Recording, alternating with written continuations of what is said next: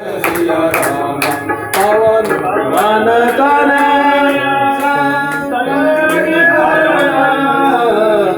मंगल मूर्ति रूप राम लखन सीता सहित हृदय बसहु सुरभूप।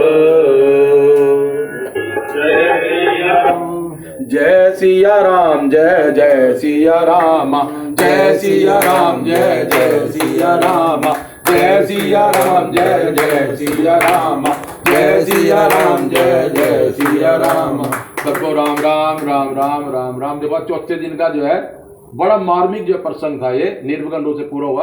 आज हमारा पाठ भी जल्दी समाप्त हो गया, इसलिए 2-3 मिनट में अब इसके सूत्र जो है जो भाव में आ रहे हैं, क्या इसके सूत्र थे। बहुत पाठ करना बहुत अच्छी बात है, लेकिन मानस में या गीता में हमारे ग्रंथों में क्या लिखा है, अगर वो हम जो है उसको थोड़ा सा ध्यान देंगे तो पाठ में आपको और आनंद आएगा। देखो सबसे पहले जो आज का सूत्र ये था कि तुलसीदास जी ने प्रभु से प्रार्थना करी है कि हे नाथ नरक में भेज दे, नरक में वास कर दे, पर दुष्ट का संग मत दे। पापी का उद्धार हो सकता है, लेकिन जिसका दुष्ट का संग है ना उसका कभी उद्धार ही नहीं हो सकता। नए नए पाप जो है नए नए पाप करता रहेगा।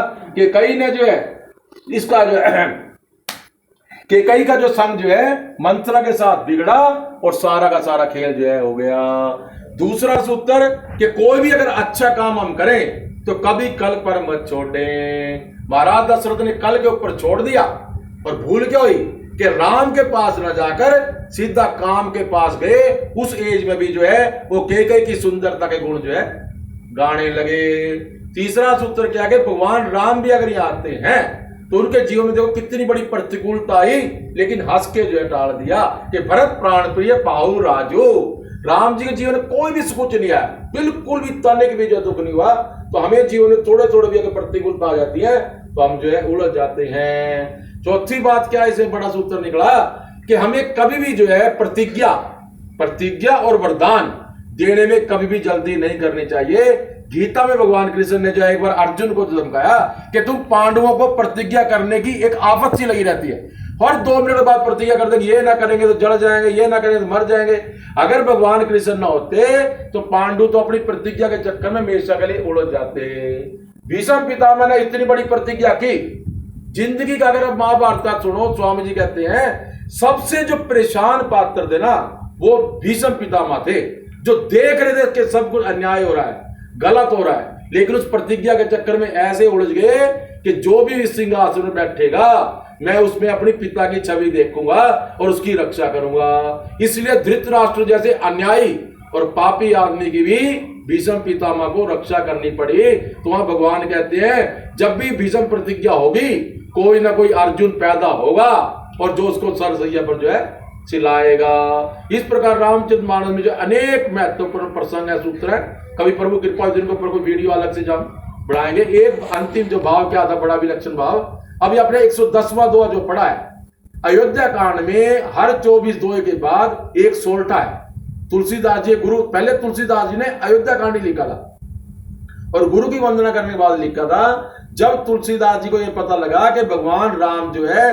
प्रयागराज से चित्रकूट की तरफ जा रहे हैं, तो बीच में राजापुर गांव आता है तुलसीदास जी का, हम उस गांव में गए भी हैं। वहां से यमुना के उत्ते तुलसीदास जी, जो राम सीता जो लक्ष्मण जब चले तो तुलसीदास जी इतने भाव समाधि में डूब गए, इतने भाव समाधि में डूब गए कि अगर मैं उस टाइम होता त्रेता युग में तो मैं भी वन में चलता। और भाव समाधि में वो वहीं राजापुर जब भगवान राम के साथ जब पहुंच गए तो रामचरितमानस का जो लेख है वो बंद हो गया। तो अब भगवान शंकर को लगा कि ये तो लेखनी बंद हो गई इनकी। तो जो 110वां दोहा है, स्वामी रामदास जी महाराज कहते हैं कि वो भगवान शंकर ने अपनी कलम से लिखा। और जब तुलसीदास जी की समाधि खुली तो उन्होंने देखा ये तो दोहा पूरा हो गया। तो तुलसीदास जी को लगा ये दोहा तो इन्होंने लिख दिया, लेकिन मेरा जो नियम है 25 दोहे लिखने, मैं लिखूंगा। आपके पास मानस होगी, आप घर जाकर देखना, हर 25 दोहे के बाद एक सोल्टा है, लेकिन यहाँ जो है 26वें दोहे के बाद जो है सोल्ट आया।